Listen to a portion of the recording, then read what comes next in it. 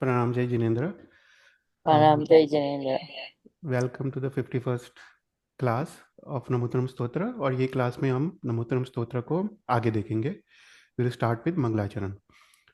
नमो हरियंतानम, नमो सिद्धानम, नमो आयर्यानम, नमो वज्रायानम, नमो लोहे सव्वसावनम, ऐसो पंच नमुकारो सब पाव परासनो मंगलानं च सव्वे सिंह परमम अवे मंगलम।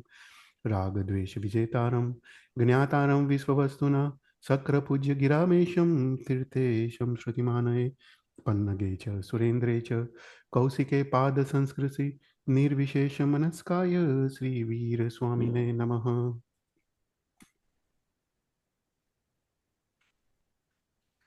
तो प्रणाम जय जिनेन्द्र। तो पिछले क्लास में हम भगवान के विशेष उपयोग संपदा के बारे में देख रहे थे।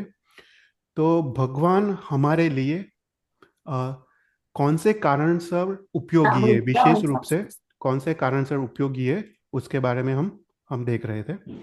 तो उसको सविशेष उपयोग संपदा कहते हैं। तो उसमें 5 विशेषण से भगवान की हमारे जीवन में उपयोगिता क्या है उसको समझाया गया है। तो सबसे पहले हमने देखा भगवान कैसे है। तो बोलते धम्म दयानम, धर्म को देनार, ऐसे भगवान को यहाँ पे नमस्कार किया है। तो यहाँ पे धर्म मतलब चारित्र धर्म को लेना है। तो चारित्र धर्म कैसा है? तो चारित्र धर्म 2 प्रकार का है। एक है श्रावक धर्म और दूसरा है साधु धर्म। तो धर्म किसको कहते हैं? तो धर्म की जो शास्त्र डेफिनेशन है वो है कि जो जीव को दुर्गति से बचा के सदगति में ले जाए उसको धर्म कहते हैं। तो ये चारित्र धर्म को देना भगवान है। तो चारित्र धर्म 2 प्रकार के हैं, एक श्रावक का धर्म और दूसरा साधु का धर्म। तो श्रावक का धर्म वो सर्व सावध्य योग की वृत्ति स्वरूप है, वो साधु का धर्म है। और आंशिक सावध्य योग की वृत्ति स्वरूप वो श्रावक धर्म है। अर्थात सावध्य योग मतलब पाप का आचार। तो सर्व पापों का त्याग रूप जो धर्म है वो साधु धर्म है, और आंशिक पापों का त्याग रूप जो धर्म है वो श्रावक धर्म है। तो दोनों श्रावक धर्म और साधु धर्म को देना भगवान है। तो श्रावक धर्म किसको कहते हैं? तो कहते हैं श्रावक धर्म अर्थात श्रावक के 12 व्रतों का पालन, वो क्रियारूप धर्म, और उसके साथ साथ साधु जीवन की अभिलाषा रूप भाव धर्म। देखो जो भी धर्म होता है वो क्रिया भी होता है और भाव भी होता है। तो मात्र क्रिया करने को धर्म नहीं बोलते, पर क्रिया के साथ भाव उसको धर्म कहते हैं। तो श्रावक धर्म क्या है कि उसके जीवन में श्रावक के 12 व्रतों का पालन तो है ही, उसके साथ साथ साधु जीवन के अभिलाषा स्वरूप धर्म है। मतलब उसको पल पल लगता है कि कब मैं ये संसार छोड़ूं और दीक्षा संयम जीवन को ग्रहण करूं। ऐसे धर्म को श्रावक धर्म कहा है। कि जैसे कोई व्यापारी है, पूरे दिन वो बिजनेस करता है, पूरे दिन पैसे कमाता है, पर जब वो घर में आता है तब भी उसको पैसे की चिंता होती है। उसी प्रकार जो श्रावक है, उसको पल पल उसको मन में इच्छा होती है कि कब मैं साधु जीवन संयम जीवन ग्रहण करूं। तो ऐसे धर्म को श्रावक धर्म कहा है। और साधु धर्म किस किस को कहते हैं? साधु धर्म अर्थात 5 महाव्रत क्रियारूप धर्म, और उसके साथ साथ सर्वहित की अभिलाषा स्वरूप आत्म परिणाम। मतलब वो 5 महाव्रत का पालन तो करते हैं, उसके साथ साथ उनके मन में ऐसी इच्छा होती है कि कब मैं सभी जीवों का हित करूं, कल्याण करूं। ऐसा भाव धर्म उसको साधु धर्म कहा है। देखो श्रावक धर्म में सभी त्रस्त जीवों का हिंसा का त्याग है, पर साधु धर्म में दोनों स्थावर और त्रस्त जीवों का हिंसा का मन वचन काया से और करना करवाना और अनुमोदना तीनों 3 प्रकार से त्याग है। तो साधु धर्म में सर्व पाप व्यापारों का त्याग है, और श्रावक धर्म में आंशिक पाप व्यापारों का त्याग है। तो ऐसे श्रावक धर्म और साधु धर्म को देना भगवान है। ऐसे भगवान को यहाँ पे नमस्कार किया है। फिर उसके बाद दूसरा विशेषण हमने देखा भगवान कैसे है। धर्म देशियानम मतलब भगवान धर्म का उपदेश देते हैं। यहाँ पे भी धर्म मतलब चारित्र धर्म। तो चारित्र धर्म के उपदेशक भगवान को यहाँ पे नमस्कार किया है। तो भगवान अपने 35 अतिशय युक्त वाणी से देशना देते हैं, और ये देशना सभी जीव की योग्यता के हिसाब से देशना होती है, इसलिए भगवान की देशना सफल होती है। तो ऐसे भगवान को यहाँ पे नमस्कार किया है। तो पिछले क्लास में हमने देखा था कि जो भी तीर्थंकर भगवान है, जो भी 24 तीर्थंकर भगवान है, वो इन 15 टॉपिक्स को कवर करते अपने देशना में। तो इसको काफी डिटेल में देखा था। तो भगवान की देशना सबसे पहले वो मनुष्य भव की दुर्लभता को समझाती है।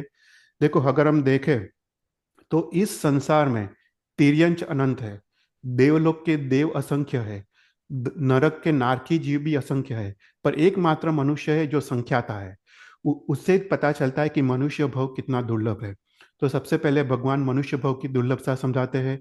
उसके बाद भगवान ये संसार दुख रूप है, दुखमय है और दुख की परंपरा को सर्जन करने वाला है। फिर उसके बाद भगवान इस संसार को सरकते हुए घर की उपमा देते हैं। कहते हैं कि जैसे कोई व्यक्ति घर के बीच में है और चारों तरफ घर में आग लगी है, अगर वो घर घर से वो जल्दी ना निकले तो उसका मृत्यु निश्चित है। उसी प्रकार ये संसार में राग द्वेष और कषाय की आग लगी है। वो अभी का अभी अगर धर्म न करे तो उसकी दुर्गति निश्चित है। ऐसा करके भगवान समझाते हैं। भगवान विषयों का विपाक उदय कितना कितना कारण होता है, कि जैसे हम इंद्रियों के जो विषय में जो जीव फंसता है, उसको कैसे दुर्गति के दुख सहन करने पड़ते हैं। जहाँ संयोग है वहाँ वियोग है। आयुष्य की पतनशील, कभी भी आयुष्य नष्ट हो सकता है। ऐसे करके भगवान 15 टॉपिक में की देशना देते हैं। तो ऐसा करके उत्तराधान सूत्र में काफी डिटेल में उसका वर्णन आता है। तो ऐसे भगवान को यहाँ पे नमस्कार किया है। उसके बाद भगवान सिर्फ धर्म देते नहीं है और धर्म के उपदेशक भी नहीं है, पर उसके साथ साथ धर्म के नायक भी है। नायक मतलब स्वामी। तो यहाँ पे धर्म के नायक मतलब वो धर्म के स्वामी है। यहाँ पे समझाते हैं कि कोई भी जीव अगर वो पैसे या स्त्री का स्वामी हो तो उसमें 4 गुण होते हैं। सबसे पहले उसने धन या स्त्री को अपने वश में किया हो। दूसरा, उसने धन या स्त्री वो उत्तम प्रकार की हो। फिर उसके बाद उसके भोग में उत्तम प्रकार का सुख की प्राप्ति होती हो और विघ्न रहित, बाधा रहित वो सुख का भोग कर सकता है। तभी कह सकते हैं कि वो धन या स्त्री का स्वामी है। उसी प्रकार भगवान धर्म के स्वामी है, क्योंकि भगवान ने सर्वप्रथम धर्म को वश में किया है, धर्म आत्मसात किया है। भगवान ने जो धर्म प्राप्त किया है वो विधि पूर्वक प्राप्त किया है और उसका निर्तिचार पालन भी किया है। उसके साथ साथ वो योग्य जीव को दान देते हैं। देखो, जो सिद्धि करते वही विनियोग कर सकते हैं। तो भगवान ने धर्म सिद्ध किया है, इसलिए वही वही भगवान ही धर्म का उचित दान कर सकते हैं। और उसके बाद वो दान करते हैं, वो भी अपेक्षा रहित दान करते हैं। कि जैसे कोई मुनि भगवान को दान करना हो तो उसको गुरु की आज्ञा चाहिए, पर भगवान का तो कोई गुरु नहीं है, भगवान तो परम गुरु गुरु है। तो भगवान को किसी की आज्ञा के बिना कोई भी अपेक्षा रहित वो धर्म का दान दे सकते हैं। इसलिए भगवान धर्म के स्वामी है। फिर कहते हैं कि भगवान ने जो धर्म प्राप्त किया है वो उत्कृष्ट कक्षा का धर्म है, वो शायिक कक्षा का धर्म है। वो कर्म के क्षय से उत्पन्न होने वाला वो धर्म है। उसके बाद सूर्य जैसे धरती को प्रकाश करता है, उसी प्रकार भगवान सकल जीवों के हित के लिए वो सूक्ष्म सूक्ष्म जीव की हिंसा, अहिंसा और तप त्याग आदि धर्म का संपादन करते हैं।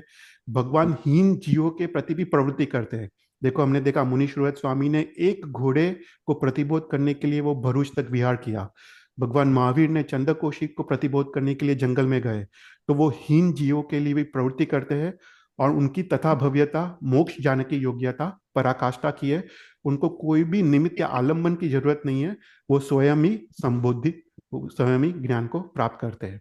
फिर कहते हैं भगवान का जो धर्म का जो फल है वो भी पराकाष्ठा का है।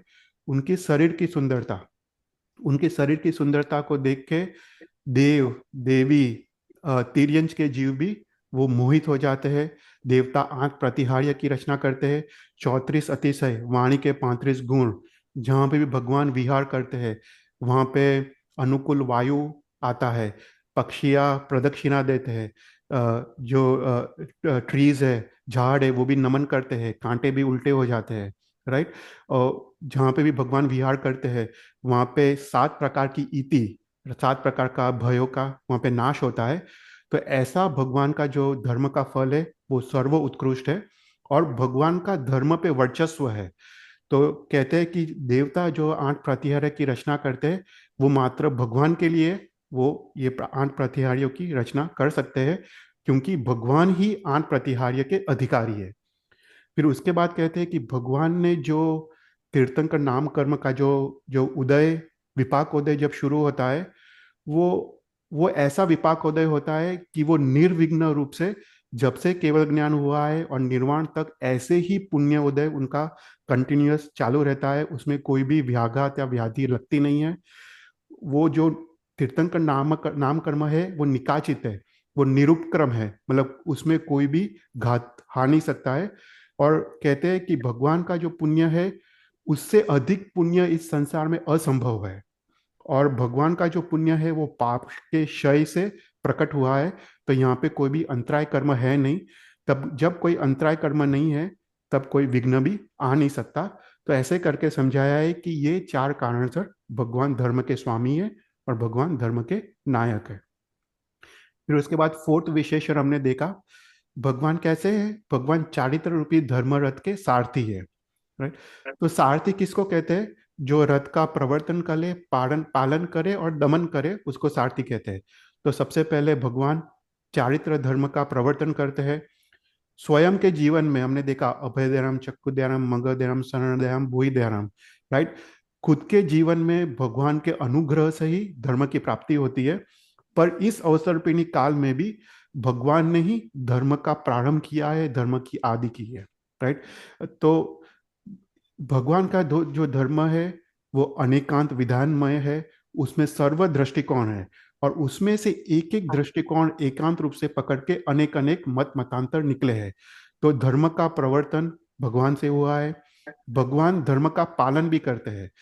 तो जैसे कोई रथ का सारथी वो अश्व का पालन पोषण करता है, उसी प्रकार भगवान चारित्र धर्म के जो अंग है, पांच महाव्रत, पांच समिति, तीन गुप्ती और पंचाचार, जो अंग है उसका स्वयं के जीवन में पालन करते हैं और दूसरों को उपदेश द्वारा उनको देते भी है।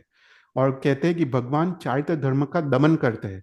दमन मतलब अगर रथ कोई उल्टे मार्ग में चला गया हो, उसको वापस सही मार्ग में लेके आना, उसको दमन करते हैं।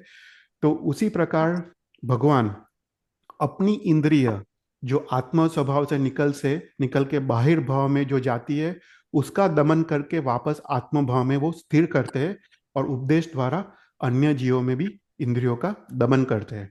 तो यहाँ पे चारित्र धर्म का प्रवर्तन, पालन और दमन वो अपने जीवन में भी करते हैं और दूसरे को जीवन में भी वो करते हैं, और ये भगवान का सर्व उत्कृष्ट उपकार है। तो ऐसे करके यहाँ पे समझाया है भगवान धर्म रथ के सारथी है। और फिर अंतिम विशेषण जो हमने देखा वो है धम्म वर चाउरंत चक्रवर्तीरम, चार गति का अंत करनार, चारित्र रूपी धर्म चक्र के धारक, ऐसे परमात्मा को यहाँ पे नमस्कार किया है। तो परमात्मा कैसे है? तो कहते हैं वो चक्रवर्तियों के भी चक्रवर्ती है, धर्म चक्रवर्ती है। कि चक्रवर्ती का चक्र से वो बाह्य शत्रु को जीत के छह खंड के अधिपति बनते हैं और चारों दिशाओं में अपना साम्राज्य स्थापित करते हैं। उसी प्रकार भगवान का जो धर्म चक्र है, उससे वो चार कषायों का नाश करके, चार घाती कर्म का नाश करके और चार गति रूप भ्रमण का अंत लाके वो मोक्ष का अनंत सुख को देना है। ऐसे धर्म चक्रवर्ती को यहाँ पे नमन किया है। और यहाँ पे वर मतलब श्रेष्ठ। तो यहाँ पे कहते हैं कि जो भगवान का जो चारित्र धर्म है वो श्रेष्ठ है। वो कैसे श्रेष्ठ है? तो यहाँ पे दो कारण से समझाते हैं। सबसे पहले जो चारित्र धर्म है वो उभय लोक उपकारी है। मतलब जो चारित्र जो चक्रवर्ती का चक्र है, वो तो मात्र ये भव में सुख देता है, पर दूसरे भव में तो वो दुर्गति को ले जाता है। पर भगवान का जो धर्म है वो ये भव में भी सुख देता है और पर भव में भी सदगति देता है। तो ये भव में भी निरासंस भाव, निसंग दशा, निडरता, अभयता, तो ये भव में भी सुख शांति देता है और पर भव में भी वो सदगति देता है। तो वो उभय लोक सुखकारी है। और दूसरी बात कहा है कि भगवान का जो धर्म है वो इतर धर्म से भी श्रेष्ठ है, मतलब दूसरे धर्मों से भी वो श्रेष्ठ है।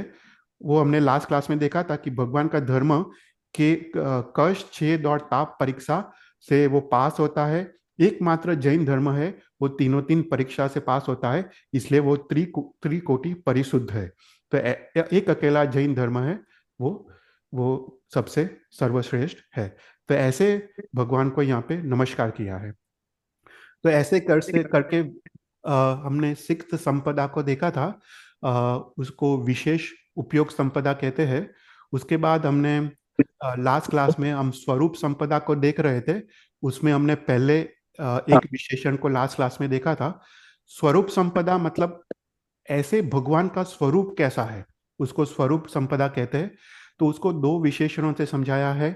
पहला विशेषण जो हमने देखा था, तो भगवान का स्वरूप कैसा है, तो बोलते अपडीय वर्णान दंसन धरणम, मतलब अप्रतिहत और श्रेष्ठ दर्शन और ज्ञान के धारक, ऐसे भगवान को नमस्कार किया है। अप्रतिहत मतलब कभी भी खंडित न होने वाला, पर्वत जैसा स्थिर, और वर मतलब श्रेष्ठ, ऐसे दर्शन और ज्ञान के धारक, ऐसे भगवान को यहाँ पे नमस्कार किया है। यहाँ पे भगवान का जो केवल दर्शन और केवल ज्ञान है, वो घाती कर्म के क्षय से उत्पन्न होता है। और ये केवल दर्शन और केवल ज्ञान कैसा है, तो बोलते हैं कि इस जगत में, इस समस्त 14 राजलोक में, इस लोकालोक में जो भी द्रव्य है, द्रव्य के अनंत गुण पर्याय और भूत भविष्य वर्तमान के सभी गुण पर्याय एक ही समय में भगवान को ज्ञात होते हैं। उसको केवल ज्ञान कहते हैं। और केवल दर्शन मतलब वस्तु का सामान्य स्वभाव। तो वस्तु में सामान्य स्वभाव और विशेष स्वभाव वो सिद्ध है। इसलिए यहाँ पे केवल दर्शन और केवल ज्ञान के धारक, ऐसे भगवान को नमस्कार किया है। और हमने लास्ट क्लास में देखा था कि यहाँ इस विशेषण रखने का मुख्य उद्देश्य है कि यहाँ पे बौद्ध धर्म का यहाँ पे खंडन किया गया है। जो क्षणिकवाद है, उसका खंडन किया गया था।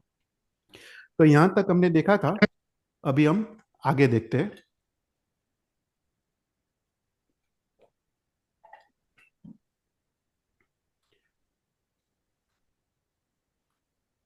तो अभी दूसरा विशेषण है, भगवान का स्वरूप कैसा है, तो बोलते व्युत छौमारम। व्युत छौमारम मतलब सभी आवरण का नाश करने वाले, जो राग द्वेष मोह रूपी जो आत्मा में आवरण है या घाती कर्म के आवरण है, उसको नाश करने वाले, ऐसे भगवान को यहाँ पे नमस्कार किया है। तो छौमारम मतलब छौ मतलब आवरण, और व्युत्त मतलब चला गया हो, मतलब जिसके सभी आवरण चले गए हो, ऐसे भगवान को यहाँ पे नमस्कार किया है। अर्थात जिसके सभी घाती कर्म का क्षय किया गया हो, या जिसके सभी राग द्वेष और मोह का क्षय हुआ हो, ऐसे भगवान को यहाँ पे नमस्कार किया गया है। तो यहाँ पे भगवान महावीर के समय में गौशाला था, और गौशाला का एक मत था, उसको आजीविक मत कहते थे। वो अवतारवाद का वो मत था। वो मानते थे कि अवतार, भगवान अवतार लेते हैं। तो ऐसे अवतारवाद का मत था। इस मत का यहाँ पे खंडन किया गया है। तो गौशाला का मत क्या है, वो हम समझते हैं कि गौशाला जो आजीविक मत था, वो ऐसा मानते हैं कि जो भगवान है, भगवान श्रेष्ठ दर्शन ज्ञान के धारक है। पर ऐसे श्रेष्ठ दर्शन ज्ञान के धारक भगवान भी छद्मस्त है। मतलब उनके सभी कर्म का क्षय नहीं हुआ है, उसके राग द्वेष अभी भी बाकी है। तो ऐसा करके वो आजीविक मत है। वो कहते हैं कि भगवान, हमने देखा है इस संसार में जब जब धर्म का विनाश होता है, जब जब धर्म का नाश होता है, तब तब भगवान अवतार लेते हैं और धर्म की पुनः स्थापना करते हैं। तो उससे ही साबित होता है कि भगवान के सभी कर्म नष्ट नहीं हुए हैं। क्योंकि अगर भगवान के सभी कर्म नष्ट हुए होते, तो वापस जन्म क्यों लेते, राइट, और वापस धर्म की स्थापना क्यों करते। तो कहते हैं कि श्रेष्ठ ऐसे दर्शन ज्ञान के धारक जो भगवान है, उनके भी सूक्ष्म घाती कर्म अभी भी बाकी है, उनके भी सूक्ष्म राग द्वेष अभी भी बाकी है, राइट। ऐसा करके आजीविक मत है। तो इस आजीविक मत का यहाँ पे खंडन किया गया है। तो यहाँ पे जो गौशाला का जो जो मत है, वो बोलते हैं कि छौमारम मतलब भगवान कैसे है, कि भगवान ने सभी घाती कर्म और सभी राग द्वेष को यहाँ पे नष्ट किया है। और जब अ, जन्म लेने के जो कारण है, राइट, जन्म लेने के कारण कौन से है, कर्म है और राग द्वेष या कषाय है। जब जन्म लेने के कारण ही बाकी नहीं है, तो कारण के बिना कार्य होता नहीं है, तो जन्म लेने का वो कार्य भी संभव नहीं है। ऐसे करके यहाँ पे आजीविक मत का यहाँ पे खंडन किया गया है। तो यहाँ पे कहते हैं कि तो तो इसको हम समझते हैं गौशाला के आजीविक मत। तो गौशाला का आजीविक मत मत कहता है कि जो भी चीज अनादि है, राइट, जिसके आत्मा के साथ जिसका संबंध अनादि का है, उसका उसका नाश होना संभव नहीं है। जैसे कहते हैं कि आत्मा का राग द्वेष के साथ संबंध अनादिकाल से है, आत्मा का जो कर्म के साथ संबंध अनादिकाल से है। तो जो भी संबंध अनादिकाल से है, उसका वो भी उसका संबंध अनंत काल तक रहता है। तो बोलते कि जो अनादि संबंध है, उसका नाश संभव नहीं है। तो यहाँ पे व्युत चौमारम पद लिख के कहते हैं कि भगवान ने जो भी घाती कर्म का क्षय किया है, कषायों का क्षय किया है, उससे उनके संसार का अधिकार से वो निवृत्त हो गए हैं। तो यहाँ पे कहते हैं कि सबसे पहले अगर हम माने कि मोक्ष में अगर कर्म बंध है, राइट, तो सबसे पहले आपत्ति ऐसी आती है कि कर्म बंध तो कषाय से होता है, तो मोक्ष में कषाय मानने की आपत्ति आएगी, राइट। तो ऐसा मोक्ष कौन चाहेगा जहाँ पे कषाय है। फिर दूसरी बात जैन धर्म करता है कि जो अनादिकालीन है, उसका भी उसका भी क्षय होना संभव है, यहाँ पे स्यादवाद है। तो कहते हैं कि जो अनादिकालीन जो द्रव्य है, उसका क्षय संभव नहीं है, पर जो द्रव्य के जो पर्याय है, उसका क्षय संभव है। तो यहाँ पे समझाते हैं कि जैसे एक पिता है, पिता का पुत्र है, वो पुत्र का वापस पुत्र है, ऐसा पुत्र है, ऐसा पुत्र है, जो अनादिकाल से वो परंपरा चली आ रही है। पर अगर जो अंतिम पुत्र है, वो अंतिम पुत्र अगर ब्रह्मचर्य का पालन करे, तब वो अनादिकालीन जो पिता पुत्र का जो जो चेन चला आ रहा है, वहां पे वो ब्रेक होता है। तो अनादिकालीन परंपरा परंपरा का भी यहाँ पे अंत होता है। तो उसी प्रकार जैन धर्म समझाता है कि जो अनादिकालीन जो संबंध है, उसका भी क्षय होना संभव है। तो यहाँ पे जो अनादिकालीन द्रव्य है, द्रव्य जो आत्मा है, वो नित्य है, पर आत्मा के जो पर्याय है, जो कर्म है, वो आत्मा से अलग है, तो इसलिए उसका क्षय यहाँ पे संभव है। फिर जैन धर्म समझाता है कि भगवान ने इस संसार के जन्म लेने के सभी कारण, जो कर्म है और कषाय, उसको क्षय किया है।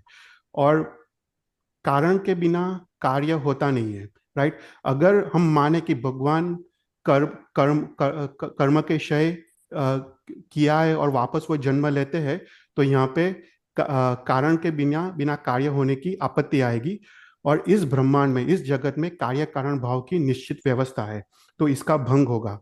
तो यही समझाता है कि भगवान अभी वो कारण के बिना कार्य मतलब जन्म लेना यहाँ पे संभव नहीं है। तो इस प्रकार जो अवतारवाद है, यहाँ पे उसका खंडन किया गया है। तो यहाँ पे सत्य ऐसा है कि 8 कर्म के क्षय से मोक्ष की प्राप्ति होती है, और मोक्ष की प्राप्त होने के बाद जन्म संभव नहीं है, राइट। तो यहाँ पे आजीविक मत यहाँ पे वापस आर्ग्यू करता है कि ठीक है, पर पर तीर्थ की रक्षा या तीर्थ की स्थापना वो तो कारण है ना, तो वो कारण से भगवान जन्म क्यों नहीं ले सकते, क्योंकि वो तीर्थ की रक्षा का कारण तो बाकी है। तो यहाँ पे जैन धर्म समझाता है कि तीर्थ की रक्षा का जो कारण है, वो भी मोहनीय कर्म का उदय है, राइट। मोक्ष में तीर्थ की रक्षा का जो भाव है, जो वो भी आना संभव नहीं है, क्योंकि कोई भी इच्छा, कोई भी भाव, वो मोहनीय कर्म का उदय है। तो इसलिए तीर्थ की रक्षा का परिणाम भी मोक्ष में संभव नहीं है। तो ऐसे करके यहाँ पे अवतारवाद का यहाँ पे खंडन किया गया है। कोई भी क्वेश्चंस?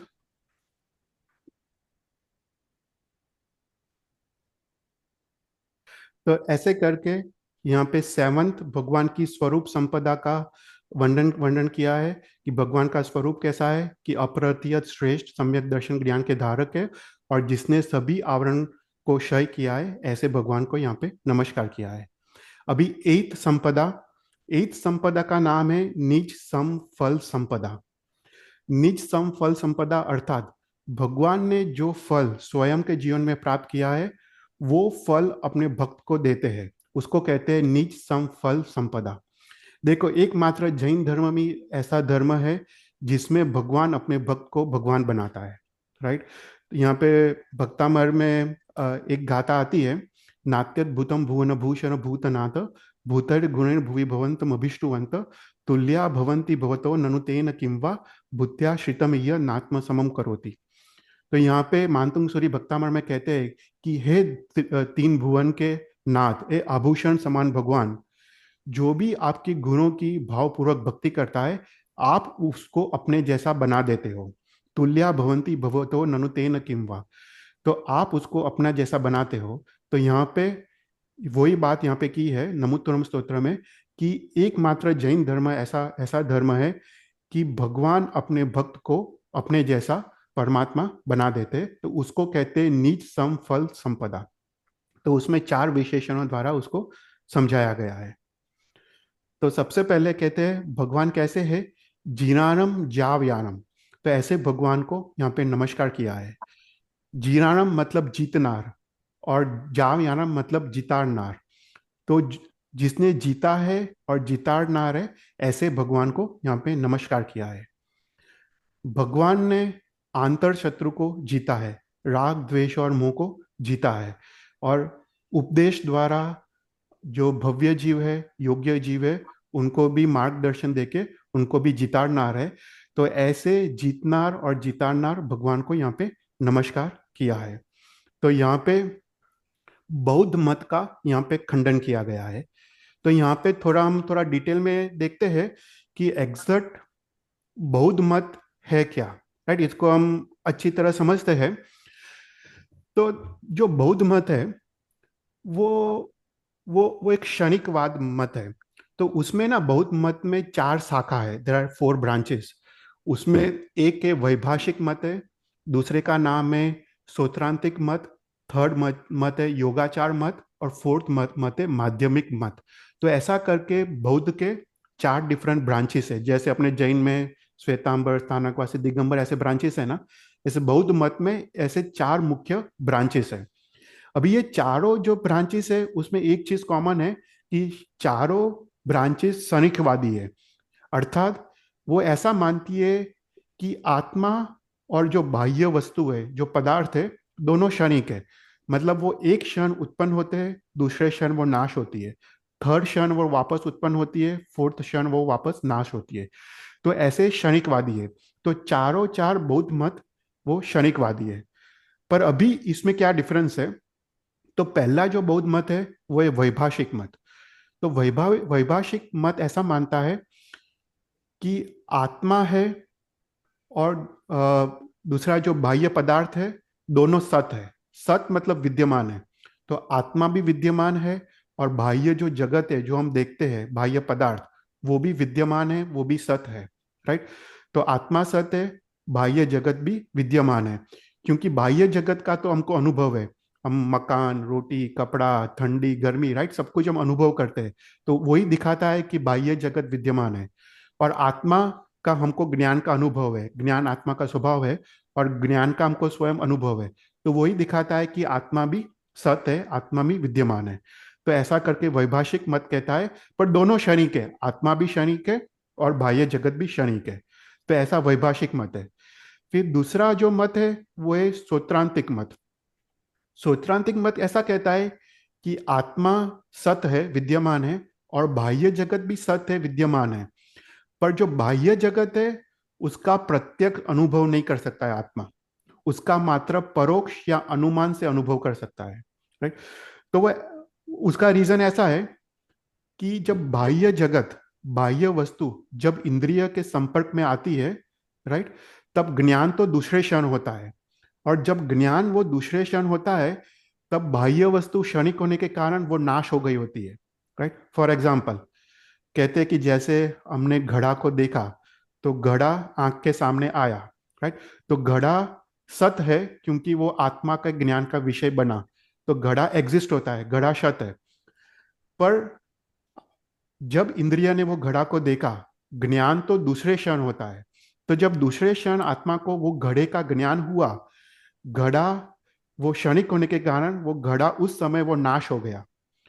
तो कहते हैं कि जब घड़े का ज्ञान आत्मा का हुआ, तब घड़ा तो गैर हाजिर है, घड़ा तो हाजिर ही नहीं है। उसका मतलब ऐसा हुआ कि बाह्य वस्तु का प्रत्यक्ष ज्ञान नहीं हुआ, पर अनुमान से ज्ञान हुआ, क्योंकि जब ज्ञान हुआ तब बाह्य वस्तु हाजिर नहीं थी, गैर हाजिर थी। उसके कारण बाह्य वस्तु का आत्मा को परोक्ष ज्ञान हुआ, अनुमान से ज्ञान हुआ। तो ऐसा करके सौत्रांतिक मत कहता है कि दोनों आत्मा भी सत्य है, बाह्य वस्तु भी सत्य है, पर आत्मा को बाह्य वस्तु का प्रत्यक्ष ज्ञान नहीं हो सकता है, मात्र अनुमान से ज्ञान हो सकता है। राइट। फिर उसके बाद थर्ड मत बौद्ध का, उसका नाम है योगाचार मत। तो योगाचार मत ऐसा मानता है कि आत्मा ही सत्य है, बाह्य जगत सत्य नहीं है, क्योंकि आत्मा का जो ज्ञान है, जो ज्ञान स्वभाव है, वही मात्र सत्य है, क्योंकि उसका ही अनुभव है।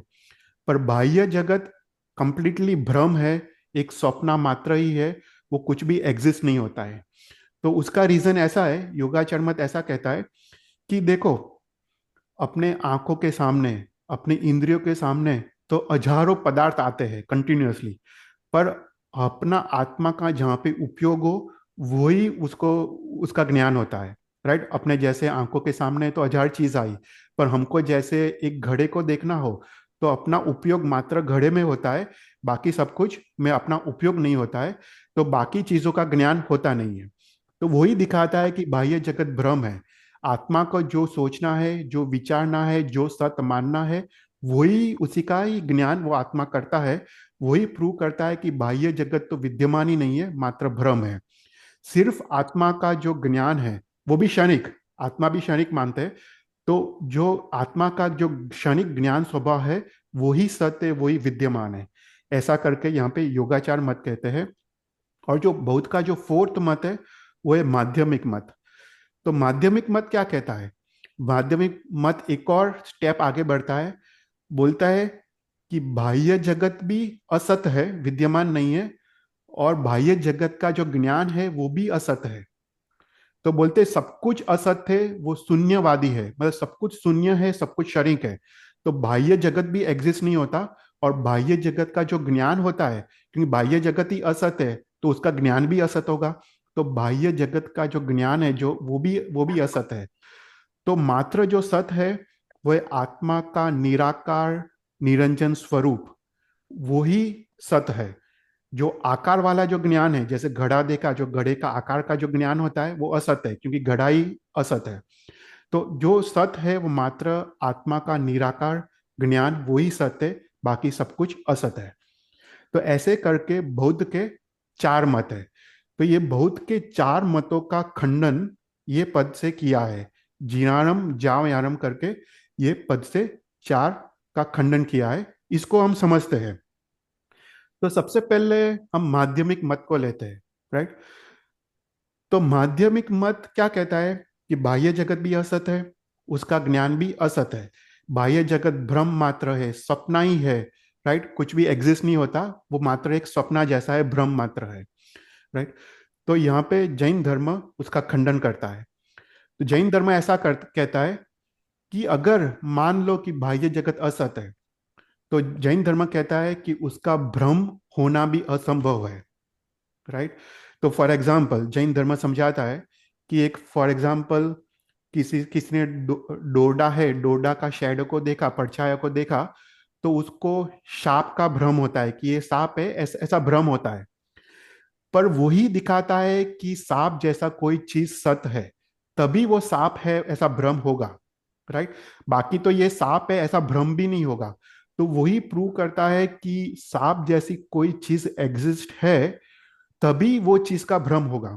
जैसे हमने माटी का घड़ा देखा या सुवर्ण का घड़ा देखा, तो हमको हमको अगर भ्रम हो कि ये माटी का घड़ा है, सुवर्ण घड़ा है, तो जैन धर्म कहता है कि माटी और सुवर्ण दोनों सत्य है, दोनों एग्जिस्ट है, तभी तो ऐसा भ्रम होगा कि ये माटी का घड़ा है या सुवर्ण का घड़ा है।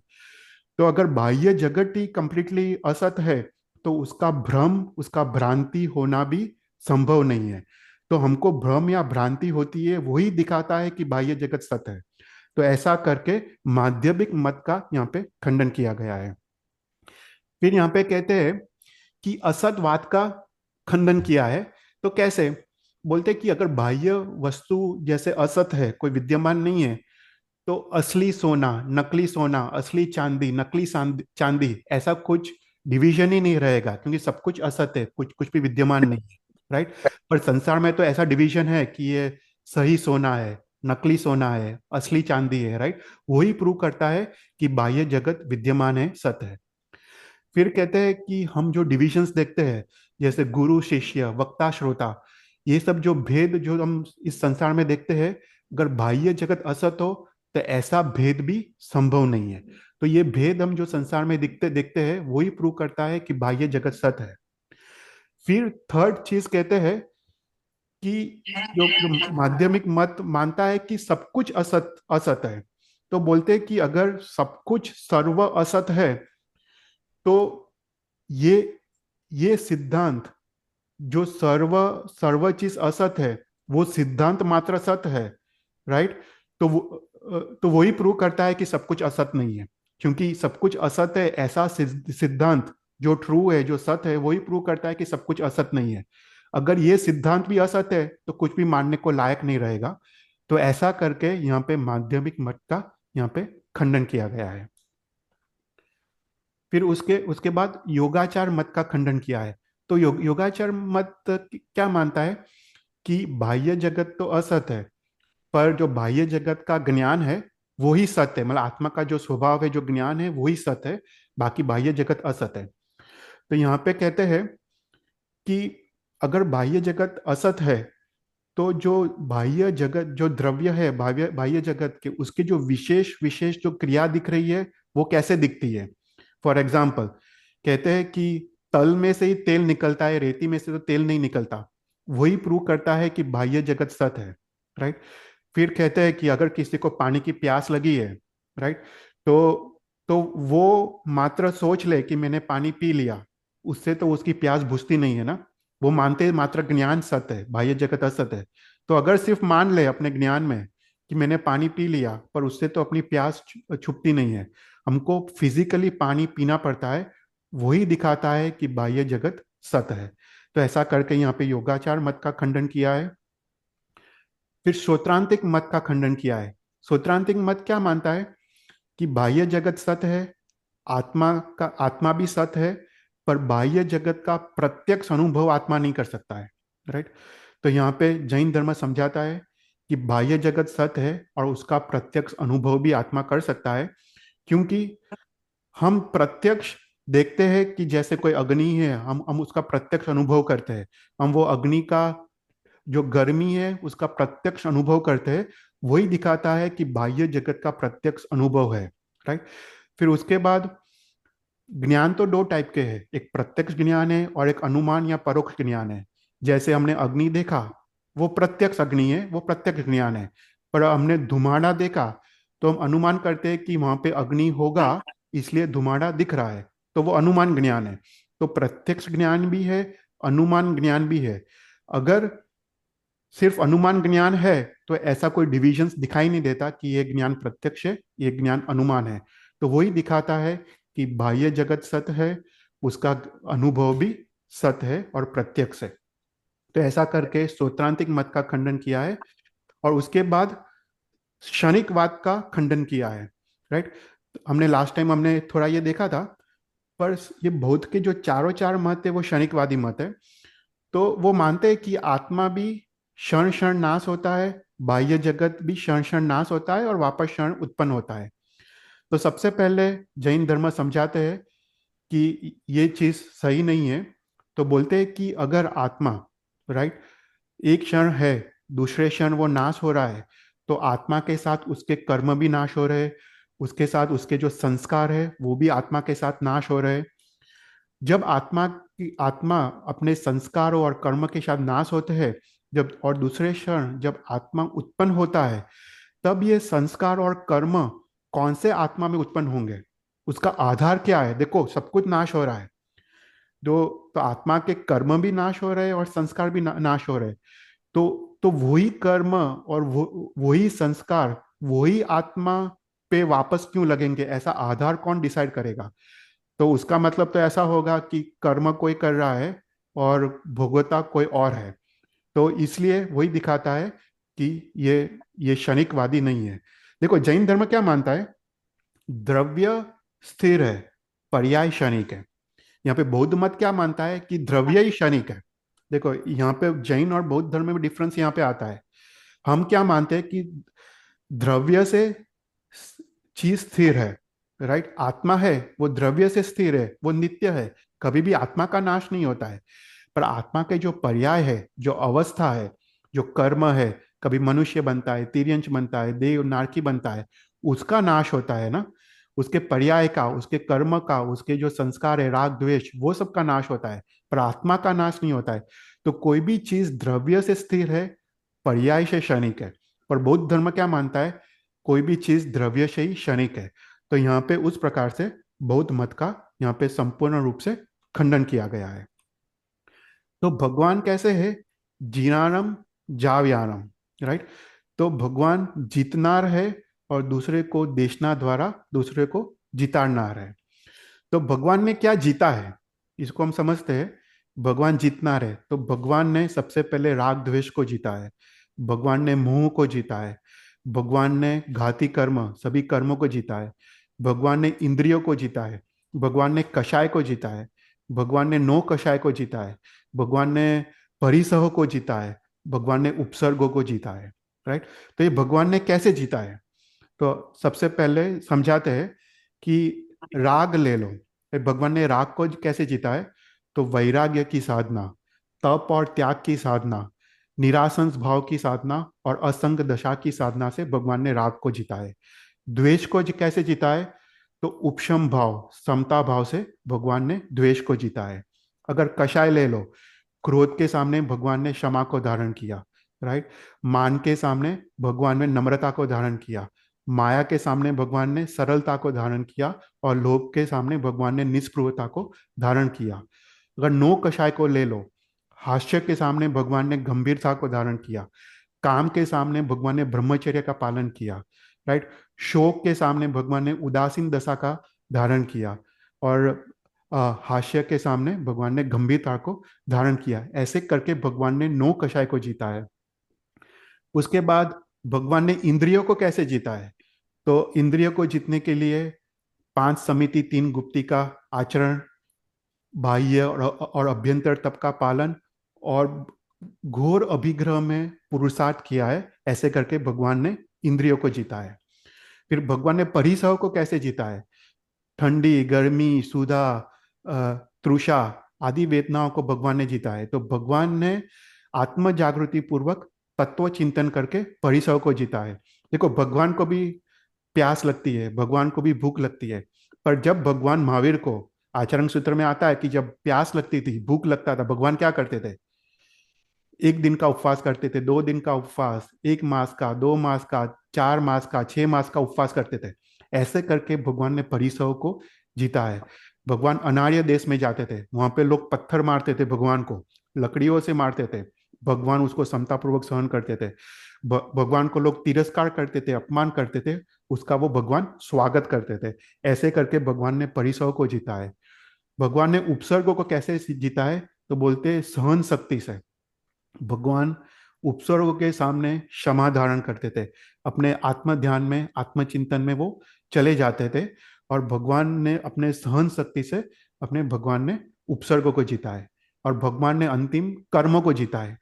कर्मों को जीतने के लिए क्या करते हैं, निर्जरा, राइट। 6 बाह्य और 6 अभ्यंतर तप की साधना, 5 समिति 3 गुप्ती की साधना और पंचाचार का पालन, उससे भगवान ने कर्मों को जीता। तो ऐसे करके भगवान ने ये सब कुछ जीता और अपने उपदेश द्वारा भगवान ने मोक्ष मार्ग दिखा के लोगों को, योग्य जीवों को वो मार्ग पे चलने का सामर्थ्य भी भगवान ने प्रोवाइड किया कि वो मार्ग में जो विघ्न आते थे वो भी भगवान ने दूर किए। ऐसे करके भगवान स्वयं तो जीते हैं, दूसरे को भी जितार ना रहे। ऐसे करके भगवान यहाँ पे जीनारम जावयानम करके भगवान को यहाँ पे नमस्कार किया है। कोई क्वेश्चंस? પ્રણામ ચેતનભાઈ, આપણે બૌદ્ધ મતનું આટલું સરસ આપણામાં ખંડન કરેલું છે, તો આપણામાં જે સ્ટોરી આવે છે ને, હંસ પરમહંસ, સિદ્ધર્ષિ ગણી, જે પોતાના જીવના જોખમે બૌદ્ધ ધર્મમાં જાણવા માટે ગયા, એના પર થોડો પ્રકાશ પાડશો? હા, શ્યોર. તો સિદ્ધર્ષિ ગણી એમની બેક સ્ટોરી છે. तो જે उपमिति भाव प्रपंच के जो रचयिता है, आई थिंक आज से 1100 साल पहले की कहानी, राइट. और ये ललित विस्तार ग्रंथ जो नमोत्तरम स्तोत्र है उस पर ही आधारित ये स्टोरी है. तो जहां तक मुझे याद है कि सिद्धर से गणी महाविद्वान, प्रकांड विद्वान, उनके गुरु का नाम तो मैं भूल गया, पर वो प्रकांड विद्वान थे. उन्होंने पूरे षट दर्शन का अभ्यास किया था. षट दर्शन मतलब मीमांसा, उत्तर मीमांसा, पूर्व मीमांसा, बौद्ध दर्शन, सांख्य दर्शन, राइट.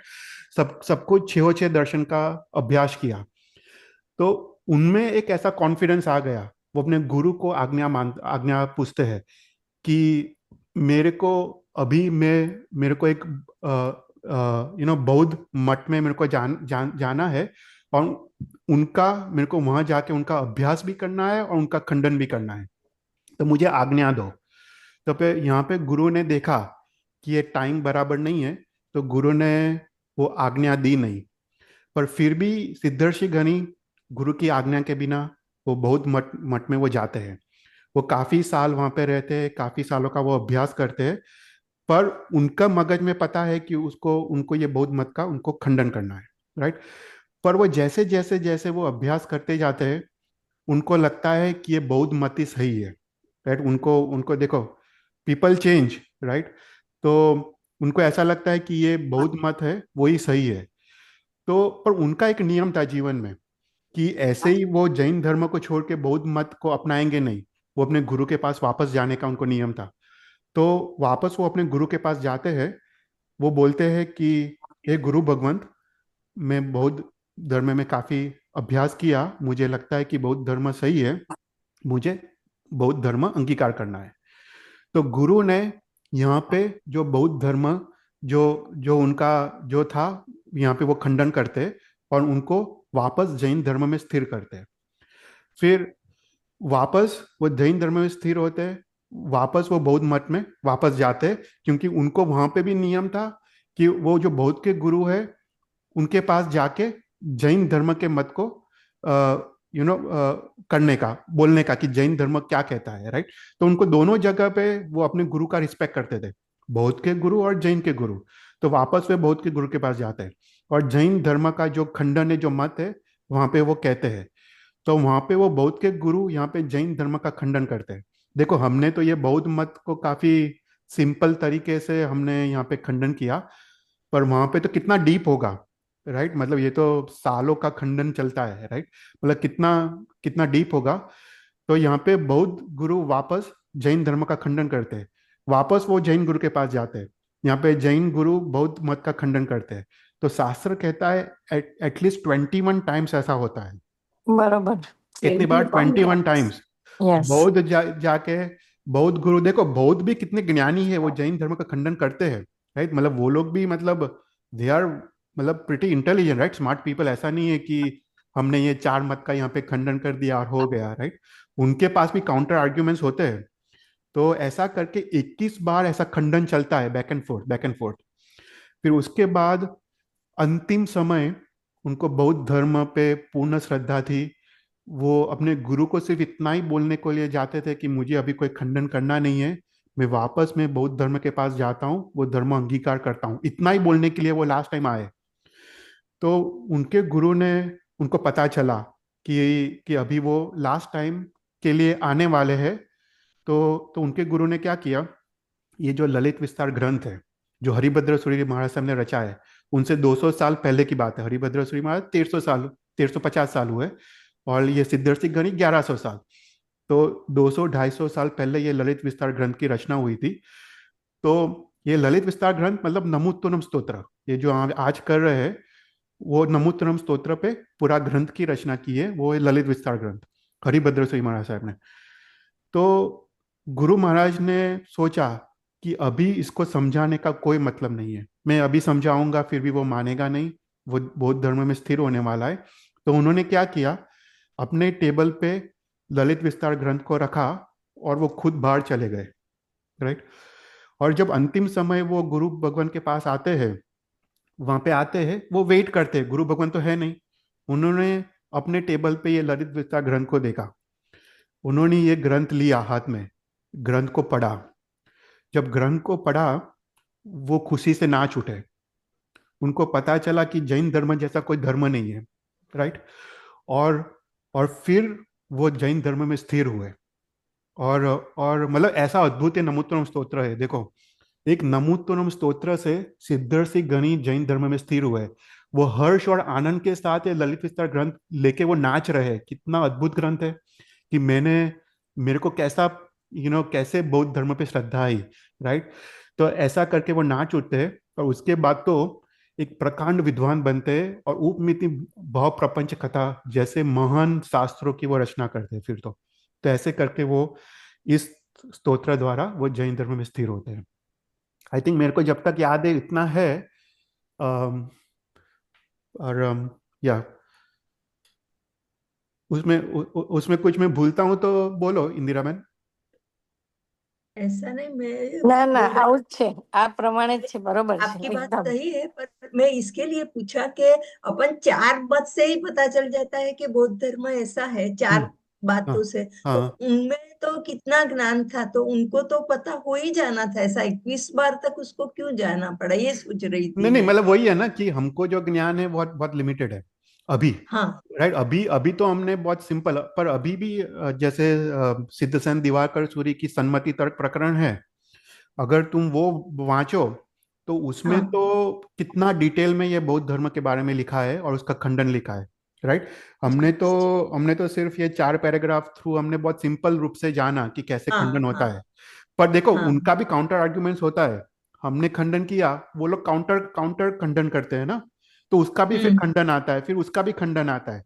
तो ऐसे जी जी। सन्मति तर्क प्रकरण जैसे, अगर शास्त्र, अगर बहुत डीप में जाना हो ना, तो ये हम्म। सन्मति तर्क प्रकरण जैसे शास्त्र का अभ्यास करना पड़े, जो सिद्धसेन दिवाकर हम्म। सूरी ने 2500 साल पहले जो रचना की वो शास्त्रों की।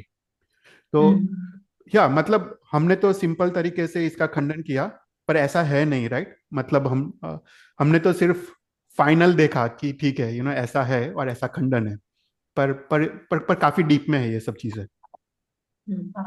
ऐसे हंस परमहंस ने भी अपनी जान इसके पीछे गवाई थी। राइट राइट, परम, या वो भी हाँ। हरिभद्र श्री महाराज हंस। साहब के शिष्य दोनों। हाँ। हम्म।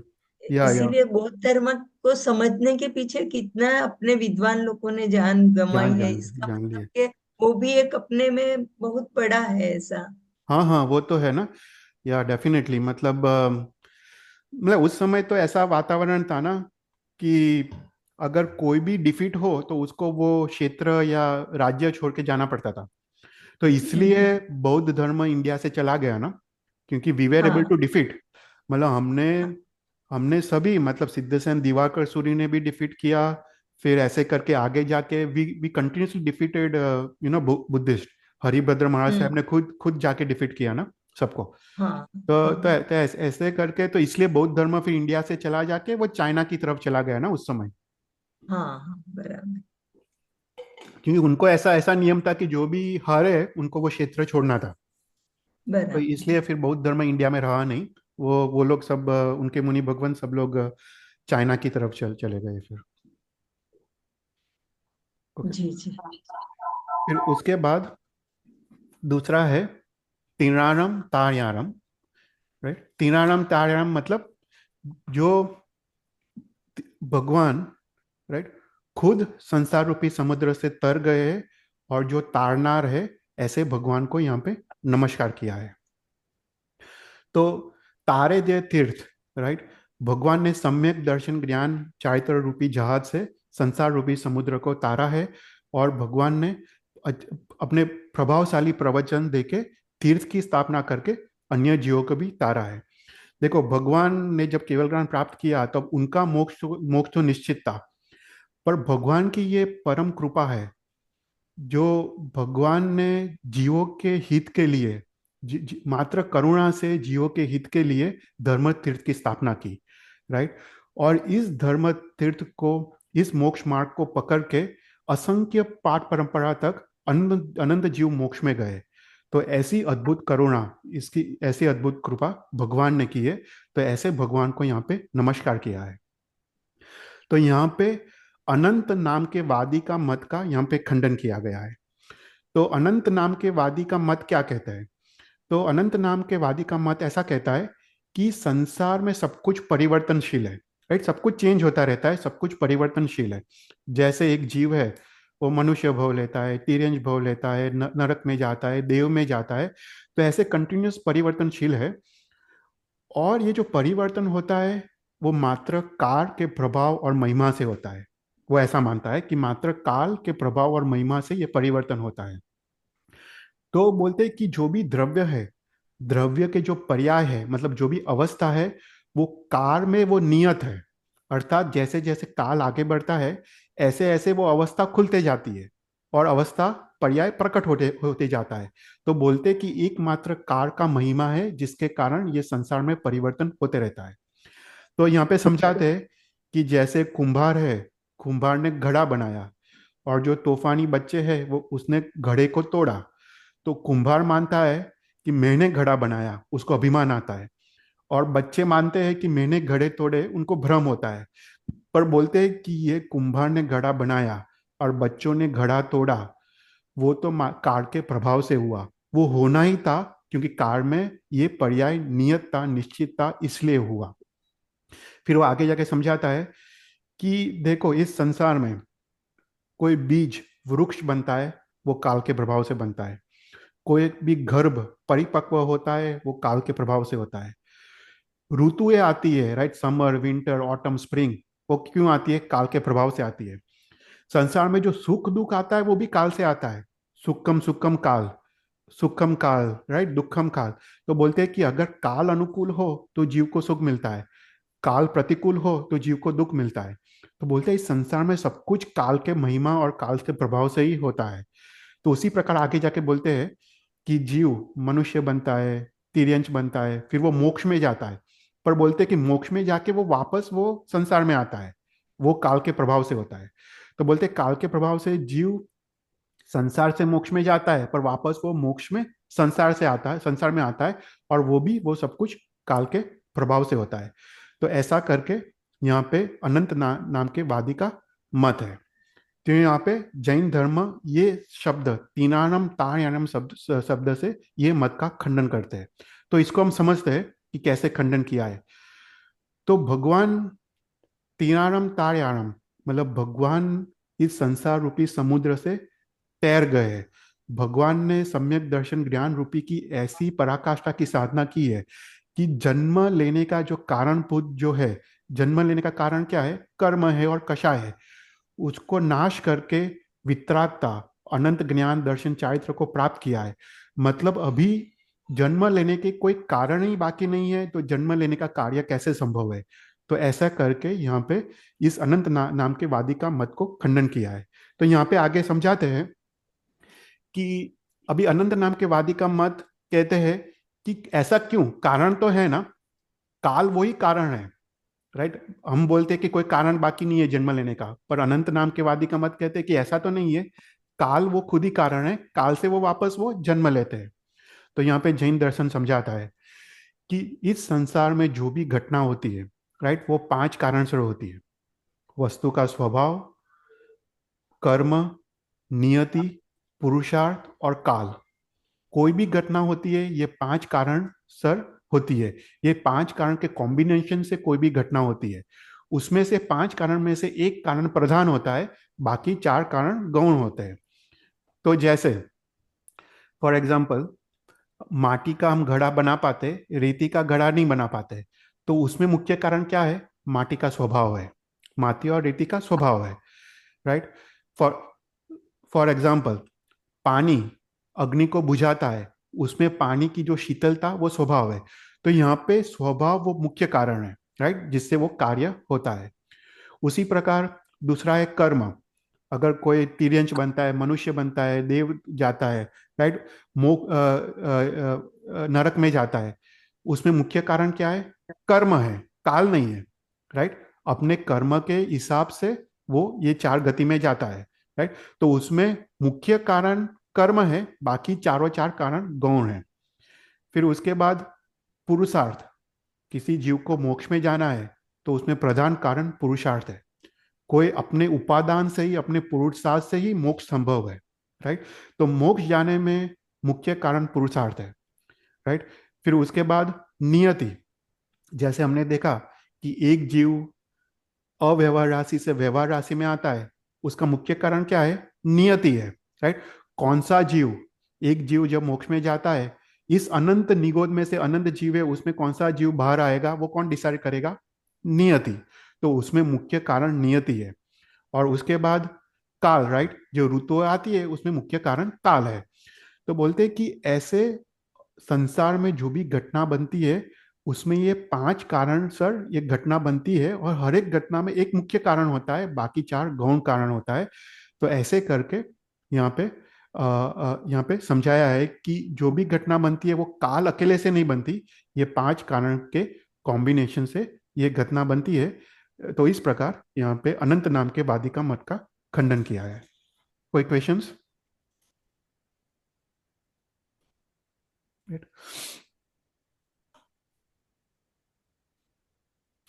फिर उसके बाद बुद्धानम बोयानम।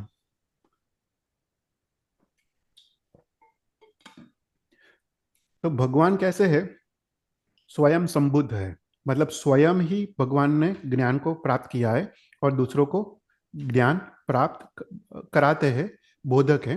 तो ऐसे भगवान को यहाँ पे नमस्कार किया है, राइट। भगवान द्वादशांगी की रचना द्वारा वो दूसरे को भी ज्ञान देते हैं। तो भगवान कैसे है? स्वयं संबुद्ध, राइट। हमने देखा था कि भगवान की तथा भव्यता ही ऐसी है कि उनको कोई भी निमित्त या आलंबन की जरूरत नहीं पड़ती। वो स्वयं ही स्व संवेदन ज्ञान से स्वयं ही वो संबुद्ध होते हैं, राइट। हमने देखा कि ज्ञान 2 प्रकार से जीव प्राप्त करते हैं, एक निसर्ग से और दूसरा अधिगम से। निसर्ग मतलब स्वयं ही, कोई भी आलंबन बिना, और अधिगम मतलब गुरु के अधिगम से ज्ञान प्राप्त करते हैं। तो ज्ञान प्राप्त करने के 2 मार्ग है, निसर्ग और अधिगम। तो तीर्थंकर भगवान, अरिहंत भगवान निश्चित ही अंतिम भाव में निसर्ग मार्ग से ज्ञान प्राप्त करते हैं। निसर्ग मार्ग से वो स्वयं ही संबुद्ध होते हैं, राइट। देखो, भगवान आदिनाथ के समय में जब इस पूरा संसार अज्ञान में था, मिथ्यात्व में था, बाहर कुछ भी नहीं था, लोगों को पता भी नहीं था कि आत्मा नाम की कोई चीज है, उस समय भगवान स्व संवेदित ज्ञान, स्व संवेदित मतलब स्वयं के अनुभव से, स्वयं संवेदित, स्वयं के संवेदन ज्ञान से उन्होंने जीव अजीव आदि 9 तत्वों को जाना। स्वयं ही दीक्षा ली, स्वयं ही दीक्षा का निर्तिजान पालन किया, बाहर तो कोई ज्ञान नहीं था। तो वही प्रूव करता है कि भगवान स्व संवेदित ज्ञान से संबोधित बोधित है। तो यहाँ पे मीमांसक मत का यहाँ पे खंडन किया है। तो यहाँ पे मीमांसक मत क्या मानता है? तो मीमांसक मत ऐसा मानता है कि ज्ञान तो आत्मा का स्वभाव ही नहीं है। वो ऐसा मानता है कि ज्ञान परोक्ष है, ज्ञान अनुमान से होता है, ज्ञान तो बाहर से आता है। वो ऐसा बोलता है कि बाहर के पदार्थ तो हमको दिखाई देते हैं, तो बाहर के पदार्थ प्रत्यक्ष है, पर ज्ञान या बुद्धि हमको दिखाई नहीं देती, तो ज्ञान या बुद्धि तो अनुमान है, राइट। तो ऐसा ऐसा बोलता है कि जैसे हमने कोई घड़ा देखा तो हमको घड़े का ज्ञान हुआ, राइट। अगर घड़ा काला है तो काले घड़े का ज्ञान हुआ। तो कालापना, श्यामपना वो घड़े में है, घड़ापना घड़े में है। तो वो जो ज्ञान है वो बाहर है, वो अंदर नहीं है। हमने उसका संपर्क किया, हमने वो देखा, इसलिए हमको अनुमान से वो ज्ञान हुआ। तो बोलते हैं ज्ञान तो आत्मा का स्वभाव ही नहीं है, बोलते हैं ज्ञान तो परोक्ष है, ज्ञान तो बाहर से आता है। तो वो मत का खंडन करने के लिए यहाँ पे बुद्धानम भोयानम पद रखा है। तो यहाँ पे जैन धर्म समझाता है कि भगवान ने, राइट, आदिनाथ भगवान ने जब बाह्य बाहर कोई भी प्रकार का ज्ञान नहीं था, राइट, जब मिथ्यात्व अज्ञान था, राइट, अभी धर्म तीर्थ की तो स्थापना भी नहीं हुई थी, जब कषाय और वो सब आत्मधन को लूट रहे थे, उस समय भगवान ने अपने स्व संवेदित ज्ञान से ये 9 तत्व को जाना, राइट, अपने खुद के ज्ञान से 9 तत्व को जाना।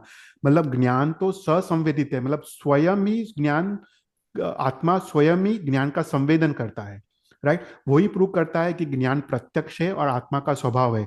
बाकी ज्ञान आएगा कहाँ से जब ज्ञान बाहर था ही नहीं, राइट।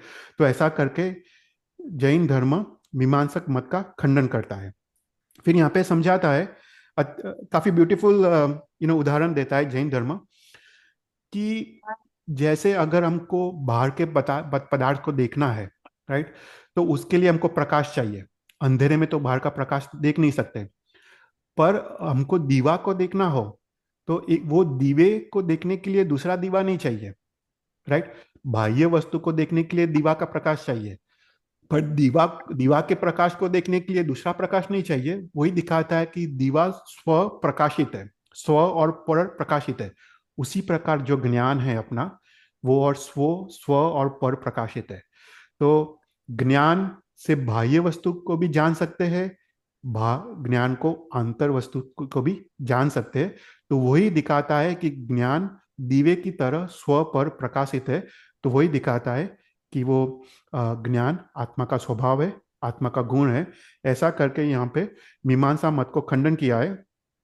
और ये मत को समझने के लिए ना मैंने महाराज साहब को कॉल किया। तो महाराज साहब ने एक और तर्क दिया। महाराज साहब ने बोला कि देखो, अगर ज्ञान आत्मा का स्वभाव नहीं होता है, ज्ञान अगर बाहर से आता हो, तो उसका मतलब तो ऐसा है कि सबको सेम ज्ञान होना चाहिए, राइट। अगर किसी ने घड़े को देखा तो सबको घड़े का सेम ज्ञान होना चाहिए कि ज्ञान तो बाहर से आता है, पर ऐसा है नहीं। ज्ञान आत्मा का स्वभाव है और ज्ञान के ऊपर कर्म का आवरण है, इसलिए सबका ज्ञान का सयोपशम अलग अलग है। वही दिखाता है कि ज्ञान आत्मा का स्वभाव है, राइट। तो उस प्रकार से भी मीमांसा मत का यहाँ पे खंडन किया गया है। कोई क्वेश्चंस?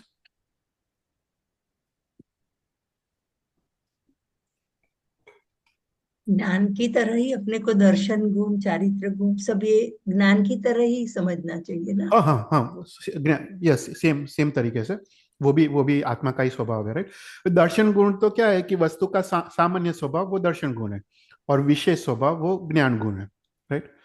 दोनों पैरेलल चलते हैं, राइट। आत्मा, शास्त्र कहता है कि सबसे पहले केवल ज्ञान में, मतलब जब केवल ही भगवान थे, सबसे पहले आत्मा का उपयोग एक ही होता है, राइट। तो वो दर्शन उपयोग करता है एक समय, दूसरे समय ज्ञान उपयोग करता है, तीसरे समय वापस दर्शन उपयोग करता है, फोर्थ समय वो ज्ञान उपयोग करता है। पर वो इतना फास्ट होता है, एक एक समय में होता है, कि हमको लगता है कि ज्ञान उपयोगी चल रहा है। पर एक समय दर्शन उपयोग होता है, वो वस्तु को सामान्य स्वभाव को जानता है, दूसरे समय वो वस्तु को विशेष स्वभाव को जानता है। पर दोनों पैरेलल चलते हैं, ज्ञान और चारित्र तो क्या है? आत्मा का रमणता, राइट, आत्मा का स्वानुभूति, वही चारित्र गुण है।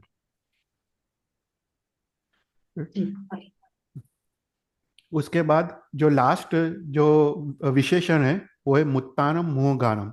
भगवान कैसे है कि स्वयं मुक्त हुए हैं और दूसरे को भी मुक्ति देना रहे, ऐसे भगवान को यहाँ पे नमस्कार किया है। भगवान ने सभी कर्म का क्षय करके भगवान ने मुक्ति हासिल की है, और भगवान कृतकृत्य हो गए हैं। कृतकृत्य अर्थात उनके सभी जो क्रिया है, सभी जो कार्य है वो सिद्ध हो गए, या सभी कार्य समाप्त हो गए। अभी उनका कोई भी कार्य बाकी नहीं है, इसलिए वो मुक्त है। तो भगवान, ऐसे भगवान को जो मुक्त है और जो दूसरे को भी मुक्ति देना है, मुक्ति देने में भगवान असाधारण कारण है, ऐसे भगवान को यहाँ पे नमस्कार किया है। तो यहाँ पे जगत कर्तावाद का खंडन किया है। ये इंपॉर्टेंट वाद है, क्योंकि देखो सभी हिंदुइज्म, क्रिश्चियनिटी, मुस्लिम, ये सब जगत कर्तावाद है, राइट। तो यहाँ पे जगत कर्ता लयवाद का यहाँ पे खंडन किया है। तो यहाँ पे ये इसको हम समझते हैं। तो जगत कर्तावाद ऐसा मानता है कि संसार में एक ही ब्रह्मा है, मतलब एक ही भगवान है जो परम शुद्ध है, राइट।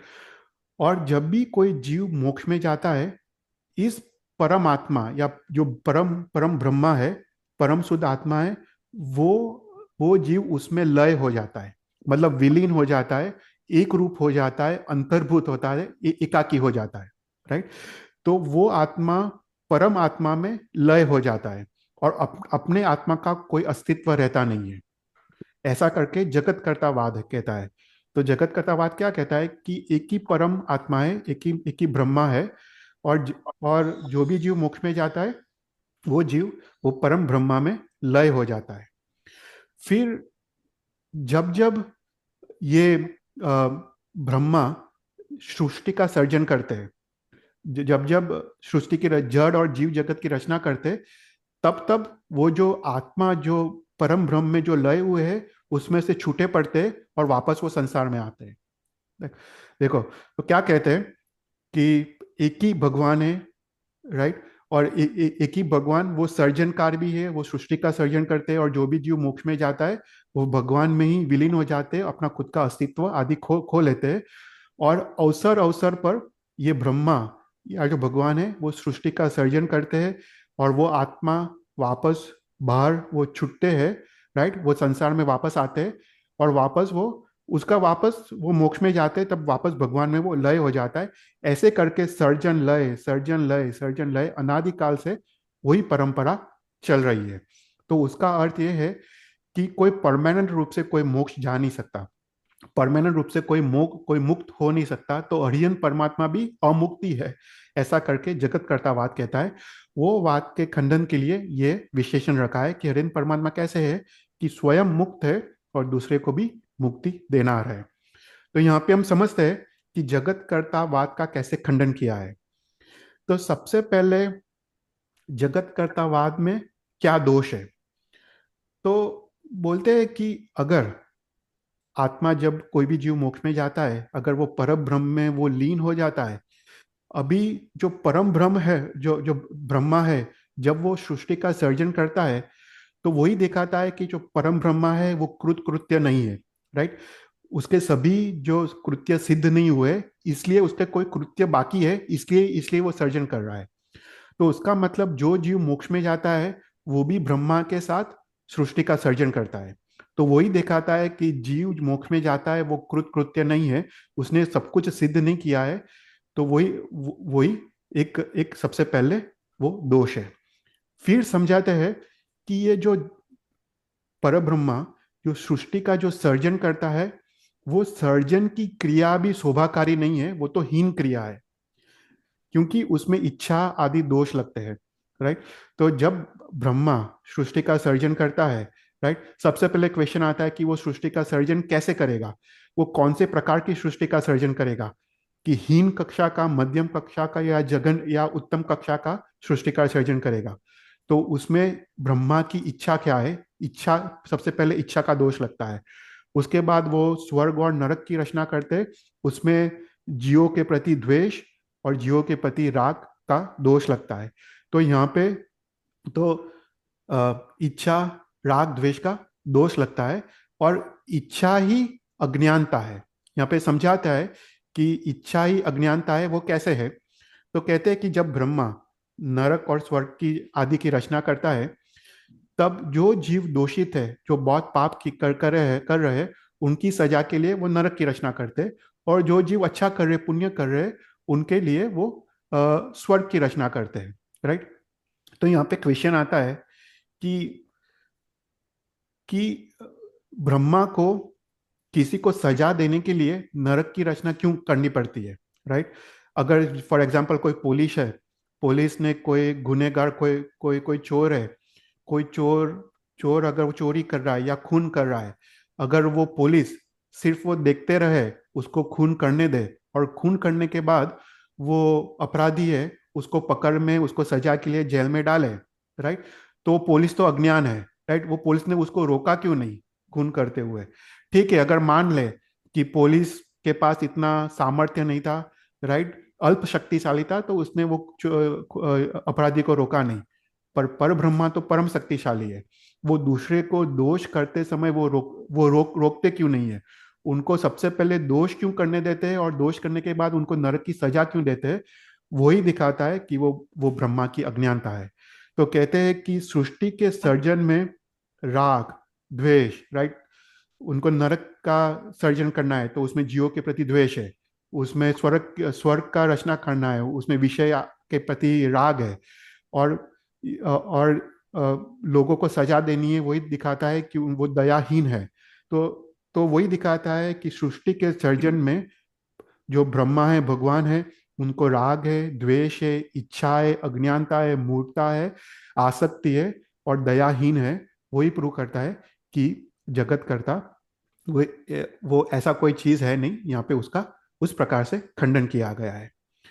तो यहाँ पे जगत कर्तावाद कहता है, अभी वो काउंटर आर्ग्यूमेंट करता है कि नहीं नहीं, ऐसा तो नहीं है कि कि पर ब्रह्मा राग द्वेष से सृष्टि का सर्जन करता है, बोलते कि पर ब्रह्मा तो मात्र निमित्त है।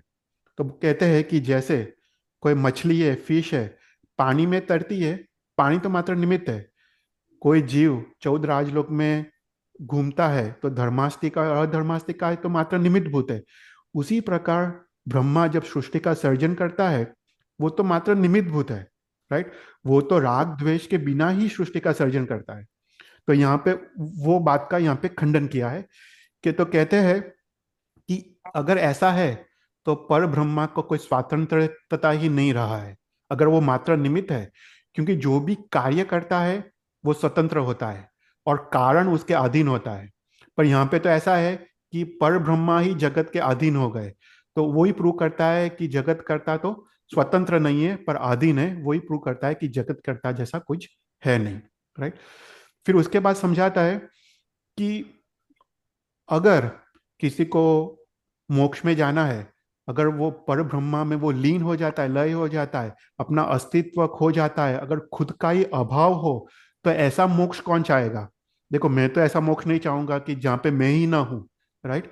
तो ऐसा मोक्ष कौन चाहेगा। लोग मोक्ष चाहते हैं क्योंकि उनको दुख का नाश करना है और आनंद की प्राप्ति करनी है। वही कारण से लोग मोक्ष को चाहते हैं। पर अगर स्वयं ही न रहे, स्वयं का ही अभाव हो, तो ऐसा मोक्ष कौन चाहेगा। तो ऐसा करके कहते हैं कि कोई लयवाद जैसा कुछ है नहीं, एक आत्मा मोक्ष में दूसरे आत्मा में लय नहीं होता है। तो यहाँ पे सत्य क्या है, तो यहाँ पे समझाता है जैन शास्त्र क्या कहता है कि 8 कर्म के विनाश से, नाश से मोक्ष है। पर जब जीव मोक्ष में जाता है, जब वो सिद्ध गति में जाता है, तो ठीक है एक आकाश प्रदेश में अनंत सिद्ध के जीव है, पर सभी सिद्ध के जीव की स्वतंत्र सत्ता है, एक दूसरे में वो लय नहीं होते। हर एक सिद्ध की जीव की स्वतंत्र सत्ता है। वो तो ठीक है आत्मा अरूपी है, इसलिए एक ही आकाश प्रदेश में अनंत सिद्ध के जीव है, पर वो तो मात्र अवगाहना की दृष्टि से है, राइट, क्योंकि अरूपी है, राइट। पर जीव का स्वतंत्र सत्ता हर एक जीव का है, उसका स्वतंत्र गुण की अनुभूति हर एक जीव की है। वो स्वतंत्र अस्तित्व और स्वतंत्र सत्ता अलग जीव स्वतंत्र है। वो एक जीव दूसरे जीव में ऐसे लय नहीं होता और अपना अस्तित्व खो नहीं लेता। तो ऐसा करके यहाँ पे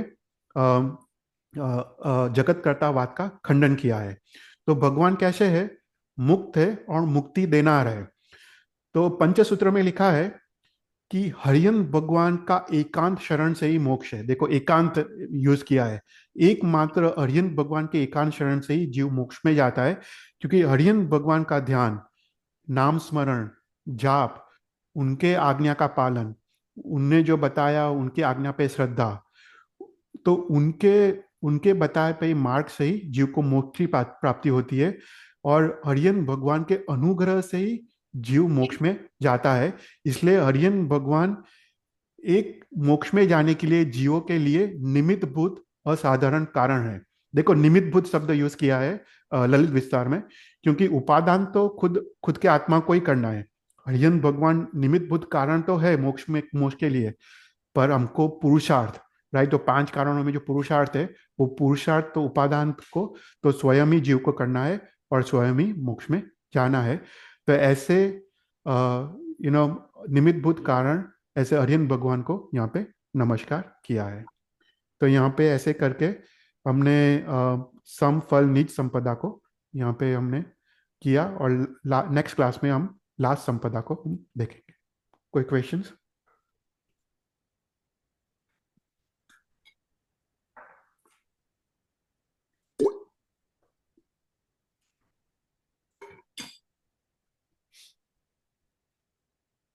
ખૂબ સરસ સમજાવ્યું હવે.